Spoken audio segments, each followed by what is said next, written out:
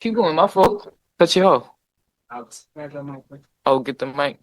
I think it's a cheat code.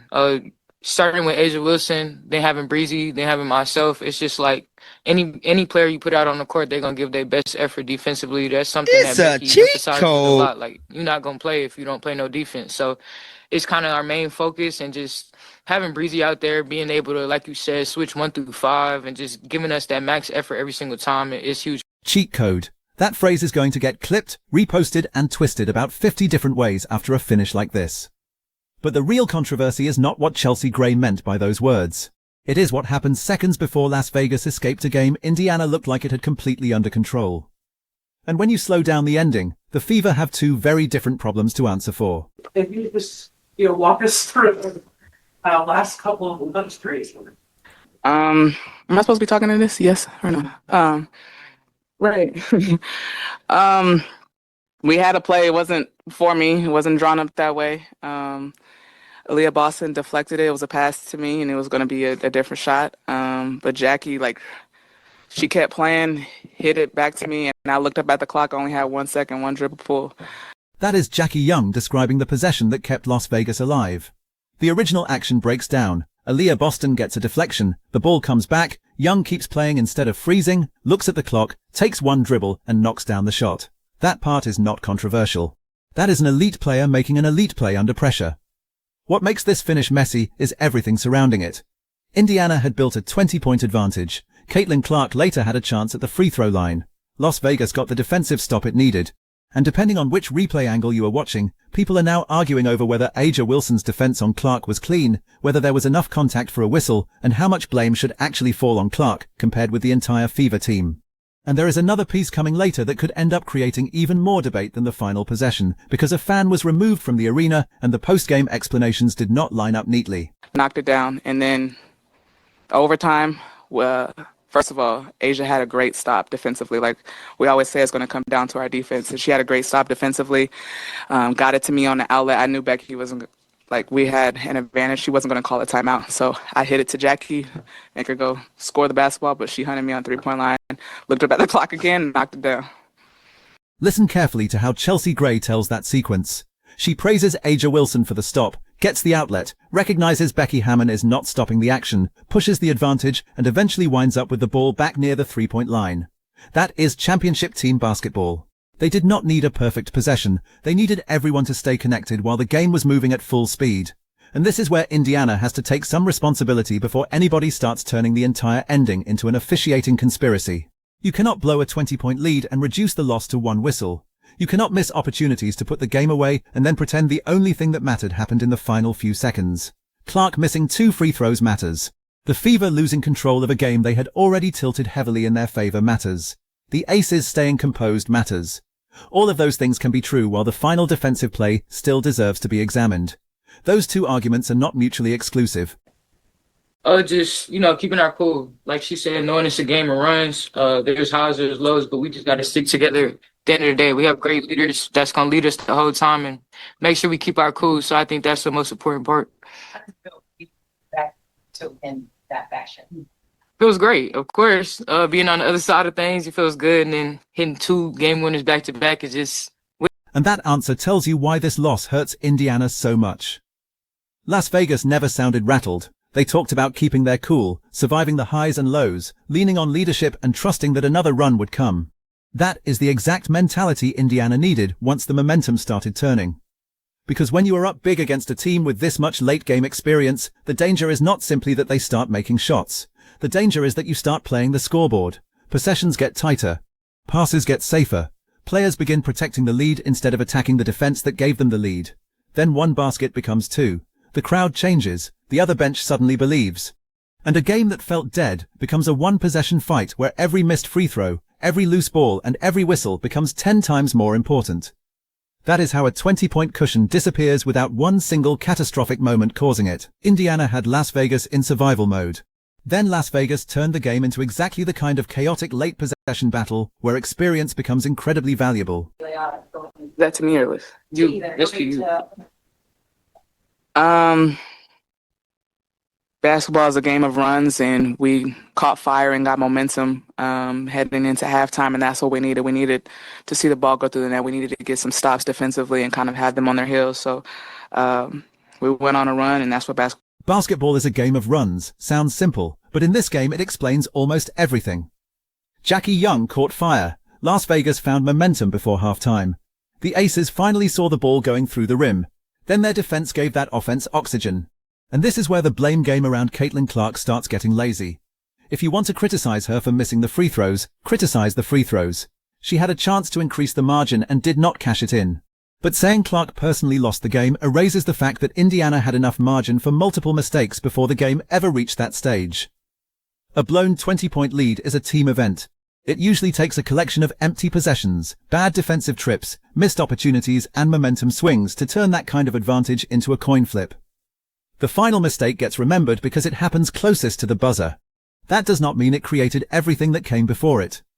And the Aces deserve credit for forcing Indiana into that uncomfortable position instead of accepting the result when they were buried. Before we move forward, Jackie's 15 straight points, 13 to end the first half and the 2 to start the second, is a franchise record for most points scored by a franchise player in a row. The previous record was 9, held by Dana and Jackie. And it's also the most points scored in a row by any player this season in the W. That Jackie Young's stretch is the part of this game people cannot lose while arguing about the final whistle. 15 straight points by one player, 13 to close the first half, then 2 more to begin the second. The broadcast notes it as a franchise record for consecutive points by an Aces player. That is how quickly a game can change. Young did not wait for Indiana to collapse. She helped create the collapse. And there is a major difference between those two things. If the Fever simply handed the game away with zero resistance from the opponent, you tell one story. If Las Vegas put a star guard into takeover mode, made defensive adjustments, and dragged the game back possession by possession, you tell a different story. This was the second one. That matters when evaluating Clark too. She was not standing on an empty floor blowing a lad by herself. She was playing against a team with A'ja Wilson, Chelsea Gray, and Jackie Young, players who have spent years seeing exactly these kinds of pressure situations. Las Vegas understood that the scoreboard only matters when the clock reaches 0. Indiana played well enough to build the lead. The Aces played long enough to erase it. And what did you like most about the defense tonight? I really love the way we started the game. We started off the game aggressive, in pick and rolls. You know, like multiple people can be in actions, and they played downhill really well and share the basketball. And we know they're a problem when they get stops and play in transition. So defensively, I love the way we started, and then we buckled down the stretch and was able to get stops and put ourselves in position to win the game. And basketball's that's what it's about. That's why you love the sport, right?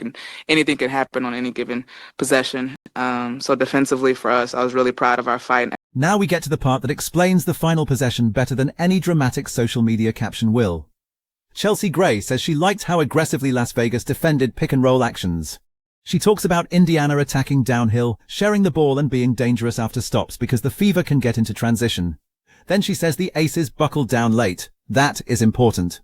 Because if you only watch the final few seconds, it looks like the entire game came down to whether A'ja Wilson fouled Caitlin Clark. If you watch the second half as a whole, you see Las Vegas slowly changing the environment around Clark and Indiana. The Fever were no longer operating with the same comfort. The Aces were more physical. The gaps felt smaller. Every late possession carried more pressure. So now we can finally deal with the disputed play itself. The source commentary argues that Wilson grabbed Clark and that a foul should have been called. That is an interpretation of the replay, not an official admission, and not something Chelsea Gray's later cheat code comment proves. Gray was clearly using cheat code to describe the defensive personnel Las Vegas can deploy, especially Wilson and the team's ability to switch. She was not confessing that somebody cheated. That distinction matters. But it does not make the replay irrelevant. I think it's a cheat code. Starting with A'ja Wilson, then having Breezy, then having myself. It's just like any player you put out on the court, they're gonna give their best effort defensively. That's something It's that a Becky cheat emphasizes a code. lot. Like, you're not gonna play if you don't play no defense. So it's kind of our main focus, and just having Breezy out there, being able to, like you said, switch 1 through 5, and just giving us that max effort every single time is huge. There is the full context. Gray calls the defensive lineup a cheat code because of A'ja Wilson, the presence of multiple versatile defenders and the ability to switch across positions. So anybody presenting that quote as Gray celebrating an illegal play is stretching what she actually said. The legitimate question is narrower. Was there illegal contact on Clark during the stop? From the commentary's replay description, the argument is that Wilson made enough contact with Clark's arm to warrant a foul. People supporting the no call will say late-game defense is always more physical and that Wilson stayed within what officials normally allow in a decisive possession. People criticizing the no call will say contact is contact whether there are 5 minutes left or 1 second left, and that swallowing the whistle because the moment is dramatic effectively changes the rules. That is the real officiating debate, and it is stronger when you frame it honestly. You do not need to call Anja Wilson a cheater. You do not need to pretend Chelsea Gray admitted anything. You can simply ask whether the exact same contact would have produced a whistle earlier in the game. That is the standard fans actually care about, consistency. Because inconsistency creates the controversy. If officials let physical play go all night, the final no call fits the game. If similar contact generated free throws earlier, then Indiana has a legitimate reason to be frustrated. But even if you believe Clark was fouled, Indiana still had opportunities before that moment to prevent the officials from becoming part of the story. That is why this ending can support criticism of the officiating and criticism of the Fever at the same time. Man, it don't matter what happened the first 38 minutes. I mean, the whole game, overtime, we know who we rocking with. There's too much that we've seen. There's too much that, she's done along with Jackie and myself. There's too much has happened that we would never. And there is the psychological difference between the two teams. Chelsea Gray is basically saying that after everything they have seen A'ja Wilson do, after everything Gray and Jackie Young have been through with her, they are living with that decision every time. That is trust, not blind trust, earned trust. When the game compresses into one possession, Las Vegas knows who gets the ball, who takes the assignment, and who they are willing to live or die with. Indiana is still building that. And Clark is going to absorb disproportionate criticism every time something goes wrong, because she is the face everybody is watching. That comes with being the player who has transformed the amount of attention around these games. But serious analysis has to separate visibility from responsibility. The most visible player is not automatically responsible for every collapse. If Clark misses free throws, put that on Clark. If the Fever lose defensive organization, that is a team issue. If Jackie Young catches fire for 15 straight points, credit Jackie Young. If Wilson gets the crucial stop, evaluate that stop honestly. That is how you break down a basketball game without turning every possession into a referendum on one player. And somehow, this game still had another controversy waiting. 4:38 to go in this third quarter. 48-44 is our score. And a fan is being escorted out of the building. Coming up next here on Prime, we've got the Spark. So that was the scene during the game. That fan being escorted out changed the conversation inside the arena. During the third quarter, with 4:38 showing and Las Vegas holding a 48-44 advantage in the clip, play pauses while both teams gather and security removes a spectator. The source commentary says Jackie Young had alerted security. Then, after the game, according to the question asked in the press conference, the Fever had communicated that they did not find wrongdoing. That creates an obvious question. Why was the fan removed if the post-game review did not substantiate misconduct? But there are several possibilities, and pretending we know exactly which one happened would be irresponsible. Arena security can remove someone as a precaution. A player can report hearing something that security cannot independently verify. Witnesses can hear different things. An investigation can conclude that available evidence is insufficient without declaring that the player fabricated anything. Those distinctions matter because this is where sports controversies can become reckless very quickly. Jackie Young apparently believed something serious enough happened to alert someone. Security acted. The Fever later communicated, according to the reporter's question, that their review did not find wrongdoing. Those are the facts presented in the source. Anything beyond that needs evidence.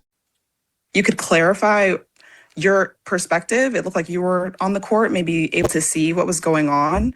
And if not, if you're not able to specify, could you just maybe speak to how important it is to support your teammates when maybe there are things happening? Yeah, I don't know the specifics, but stuff gets said on the sideline quite often. It wasn't directed at me, it was directed at Jackie. And she told somebody, and clearly they found reason to kick him out. I'm gonna just leave it there. If they didn't find any, they had a reason to kick him out. So they don't just do that for nothing. Chelsea Gray's answer is revealing because she admits she does not know the specifics. She says whatever happened was not directed at her. It was directed at Jackie. Jackie told somebody, and Gray's assumption was that security must have had a reason to remove the fan. That is understandable from a teammate's perspective. If your teammate tells security something happened and security removes somebody, you are probably going to assume security verified enough information to act. But the reporter immediately introduces the complication. The Fever's position was that their investigation did not find wrongdoing. That does not automatically mean Gray is wrong. It also does not automatically mean the Fever are covering for anybody. It means we have two different levels of information. Gray is speaking from what she saw happen operationally. Jackie reported something, then the fan was removed. Indiana is speaking from whatever evidence was available during its review. Those can coexist. And this is exactly why the language around these incidents matters so much. No wrongdoing found is not necessarily the same sentence as nothing happened. Likewise, a fan was removed is not necessarily proof that every allegation against that fan was substantiated. Without the specific comment, security report, or additional evidence, the strongest position is simply that the incident remained disputed based on the material presented here. That may be less dramatic than immediately deciding somebody is lying. It is also more accurate. They actually found that it wasn't, but the fan opted to remain out. Remained out. That little exchange is almost a perfect snapshot of the entire night. One side sees the removal itself as proof, the other side points to the post-game finding, and meanwhile the basketball ending is creating the same kind of split-screen argument. One group sees Wilson's contact and says obvious foul. Another group sees a physical defensive stop and says play on. One group sees Clark missing free throws and says she choked the game away. Another group looks at the 20-point lead and says a collapse that large cannot possibly belong to one player. And the frustrating answer is that the most interesting truth is usually somewhere between the extreme versions. Clark did miss a critical opportunity. Indiana did collectively lose control of a huge advantage. Las Vegas did make high-level championship plays. The Wilson sequence is absolutely fair to scrutinize. Chelsea Gray's cheat code quote does not mean what the most inflammatory interpretation says it means. And the fan incident should remain framed as disputed unless more evidence becomes public. That is a much more complicated story than Clark choked or the referees stole it. But complicated is exactly what this game was. Consistency, and on both ends of the floor, she had the assignment of guarding one of the toughest guards in the league, and probably the league has ever seen, in Kelsey Mitchell. And then coming back and doing that on the offensive end as well. She had a slow start in the first, just because she had foul trouble. Came back, we were like, we're going right back at you. And that brings us back to Jackie Young, because while everybody argues over Clark and Wilson, Young may have been the player who actually changed the game most dramatically. Chelsea Gray praises her consistency on both ends and mentions the assignment of defending Kelsey Mitchell, one of the league's toughest guards, while still producing offensively. That workload matters. Young gets into foul trouble early, then returns, and Las Vegas immediately decides to keep attacking. That is not a player hiding from the moment, that is a player affecting both ends of the floor while the entire game is swinging, and this is something the Fever have to learn from. When an opponent starts a run, the response cannot be simply hoping Clark makes a bailout shot. Someone has to stop the bleeding defensively, someone has to get a paint touch, someone has to draw a foul, someone has to create an easy possession. Someone has to calm the group before 5 bad minutes turn into a historic collapse. Las Vegas has multiple players who understand those responsibilities because they have been in these situations repeatedly. Indiana is talented enough to build a 20-point lead on them. The next stage is becoming mature enough to protect it. Feels great, of course. Being on the other side of things, it feels good. And then hitting 2 game winners back to back is just witnessing all this greatness is crazy. Hitting 2 game winners back to back. That is the line Indiana will hate hearing most, because Las Vegas is celebrating survival. The Aces did not dominate this game from beginning to end. They survived long enough to make their best players decide it. And once the contest reached that point, the experience gap showed. That is why the biggest lesson is not that Indiana cannot beat Las Vegas. It is almost the opposite. The Fever proved they can put Las Vegas in serious trouble. They built the kind of advantage that should have ended the night. That should actually make the loss more painful, because this was not some impossible matchup where Indiana needed everything to go perfectly. They had control. They lost it. And when control disappeared, every weakness became magnified. Missed free throws, late game execution, defensive pressure, officiating, emotional composure, and the ability to survive when the other team lands a huge punch. Those are the moments that separate teams that are dangerous from teams that are ready. Indiana already looks dangerous. The question is whether losses like this accelerate the next step or become a pattern. Because if you believe Wilson fouled Clark, then Indiana needs to become good enough that one missed whistle cannot erase 20 points of work. If you believe the play was clean, then Indiana needs to become good enough that a clean defensive stop does not decide a game it once controlled. Either way, the lesson is basically the same. The Fever cannot leave themselves dependent on one possession. So now you have to pick a side. Was this primarily an Indiana collapse? Was the A'ja Wilson no call the decisive mistake? Or did Las Vegas simply show why championship experience matters when a game gets chaotic? Drop your answer in the comments, and if you want more breakdowns of these games without pretending every controversy has a simple answer, like the video and subscribe.